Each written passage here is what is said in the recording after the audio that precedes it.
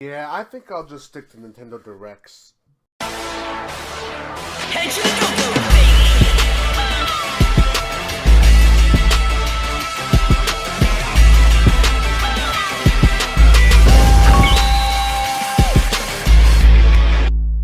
What's going on, everybody? Vexos here. I just got done recently watching the PlayStation Direct, and it was bad, like really bad. They had games you've seen, a lot of VR games that don't look interesting enough for me to play. I think the problem is them skipping on an E3 probably wasn't a good idea if that's how it's gonna be, because Nintendo has a bit more, I'd say, presentation to what they're doing. Like they present it very well. They have exciting dialogue.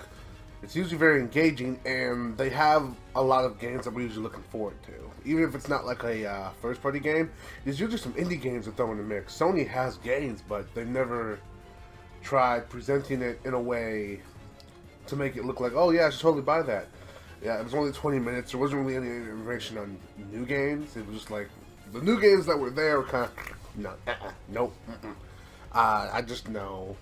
They, like Final Fantasy, stuff like that. Those updates like that. Nintendo, since, even when they did their first Nintendo Direct, it was filled with a lot of information. And, it had their ups and downs, not always with concrete, but it was very, exciting to always wait. And maybe the person knows, we have a Nintendo Direct, you're waiting for the next one to see what they have next, because you basically have an idea of the lineup of games that are coming. With Sony, their Direct didn't really feel like, I know the voice, felt kind of generic, and a lot of the games weren't entertaining. Like, the first reveal was a VR game that doesn't look all that good, Iron Man or whatever. Then there was this one game with a guy with pictures and paintings, and I'm like, yeah, but, it's like maybe one VR game was appealing, the Army Dude, but, yeah, it wasn't really that appealing. They need to do better with that one. I'm just saying. Figured I'd talk about this because everyone's talking about this, and honestly, after taking a look at it, it's really bad. Like, just no.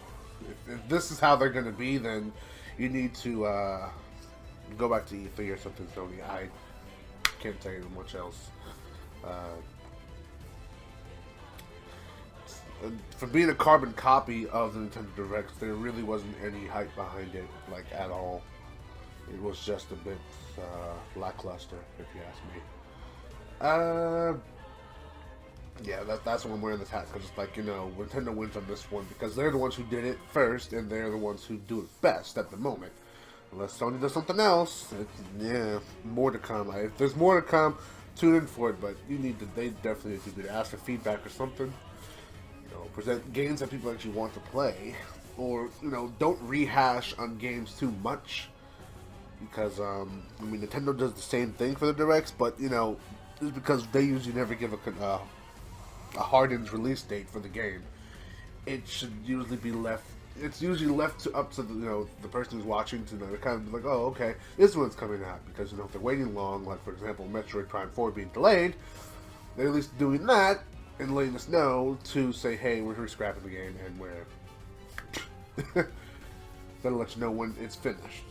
So that's understandable, but this is nope. If I had a Sony character, I'd drop it. If I had a PS4, which I do, I cannot break it, so I won't break it. Anywho, guys, hope you guys enjoyed this little discussion about the PlayStation Direct, which is called actually State of Play, but might as well just be reasons why we're not going to E3, and it's gonna really give us a bad rep. State of mind, more or less. But anywho, guys, take care, stay beautiful, and I'll see you later. Peace. I become like an Autobahn, I'm murdering everything. I'm a killer with a mission to flip it. I'm sick with the gift of delivering. I've been itching to give it, the whip it, the wicked. I stick it with the quick and the digging it. Like I said it before, I'ma get up and go and get it because I'm missing malignant.